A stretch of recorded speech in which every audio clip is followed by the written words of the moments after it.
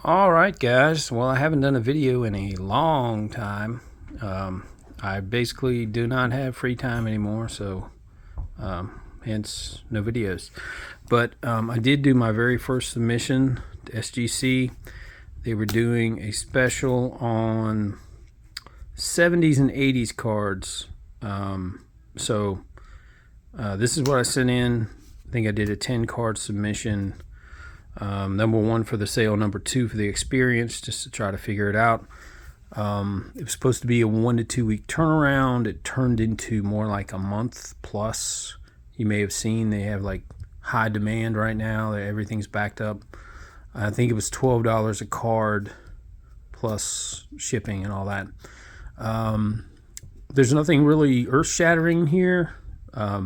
Most of the bigger cards I have from the 70s and 80s, key rookies and things like that, I already had them graded, so I just had to go through raw cards. I'll probably do another submission that's either older or newer than that timeline, with some more unique or interesting cards, and I'll probably film that when I get it back. But let's get into this. See if I can do this with one hand. Not very successfully, it doesn't look like. I thought I already cut this. There we go. So we'll try to do them upside down here. So I did cheat. You know, I was watching it for a long time. As I said, they were backed up, waiting for these to come back. And I didn't have anything that wasn't graded, which is good. You know, nothing was rejected. So that's always a question mark, I guess. You have stuff raw you're not sure about. Let's see. I'll start here. So this is our first card. So this is a decent card anyway. So this is the 84 Fleer Update Doc Gooden. And we got a 6. So I knew this card looked pretty decent. You know, that's another thing. I would have done a better job kind of looking at everything, but as you'll see as we go through here, the cards are what they are, as in key rookie cards and things like that, or unique cards. That's kind of what I base it on, but this was decent. Now I got this card pretty cheaply as a raw card, so it's in a 6. Then we have the O-Pee-Chee Sandberg in a 5. So, you know, the edges and everything on this card, it's pretty sharp, but it is, you know, the classic off-center for O-Pee-Chee. This one isn't horrific. You know, it's more top to bottom, but in a 5, I'll live with that. Then we have the Tony Gwynn in a 4. You see the centering on this is horrible, but this is the card I had. So again, the 70s and 80s, I sent this in, so it is what it is. Not terribly disappointed in it, but I see the back there. It's a good looking card as far as the condition, but the grading, this I hoped would do better. So this is the tops traded in a 4 for the Dwight Gooden. That was the back. Very clean card. I don't really know what dinged it enough to bring it down to a 4. You know, the edges look pretty sharp. The centering is very nice.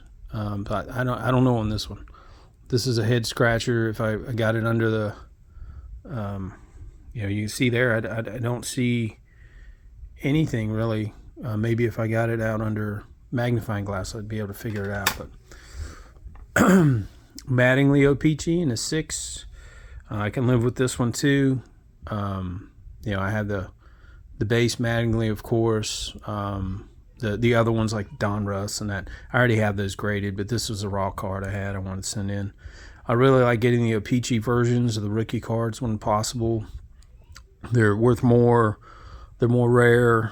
A little more unique than tops, so I like picking those up. See the back. Again, you know, this This is a nice looking card, but I'll take it. This one, you know, what do you expect? It's a popular card. I was just trying to round the order out. I didn't have a lot to choose from in the 70s that was, you know, grade worthy.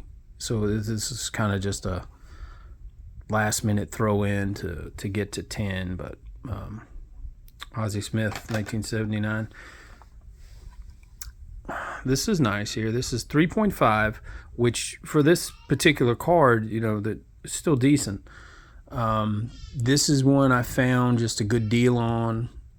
One I had before that I sold several years ago. I wanted to add it back in the collection, so I got it raw again on a pretty good price. And then I sent it in. It's got its issues. It's got little ding corners here. I believe it's got it's got a crease, but you know, not terrible. It presents fairly well. But that's the 72 Topps Clemente. This is the 88 Jordan. Again, I found a really good deal on this one. So this will be the 88 Jordan, and we'll take it up. And give me a second here, and we'll put it with his buddies. So yeah, I got the 87, 88 sticker, 87, 88 Fleer base, and now I'll have the 88, 89 base. And I also have up here the 96 Fleer, Decade of Excellence. Unfortunately, I don't have the rookie card yet, the 84 or 86 Fleer rather, Michael Jordan. One day maybe. Nolan Ryan, this is 77 Topps. Very sharp card again, just horrible centering.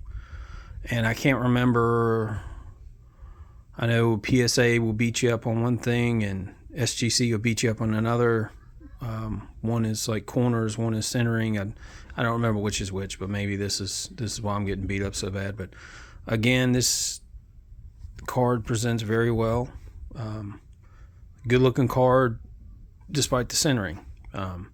So, you know, I can live with the 3. It's graded now, looks good, encapsulated. But you always hope for higher. And the last card here, 3.5 for the Thurman Munson. I have multiples of this card. I may even have another copy of it already graded, but again, I was trying to get to 10. I grabbed this one, send it in with the order. But it's got its issues. Of course, the 71 set with the black borders is tough. This one is not terrible, as you could see. It's got a ding here, a little white on the edging there, but overall it's not bad. So, you know, maybe you could hope for better, but overall I'm not dissatisfied with the order completely. Again, this is just PC stuff. I'm not flipping. I'm not looking for a big ROI on this stuff. It's just, you know, my hobby, my collection. So thanks for watching. Maybe leave a comment on what you liked or what you don't like. And again, I'll probably do another submission and I'll let you know how that one goes. Thanks for watching.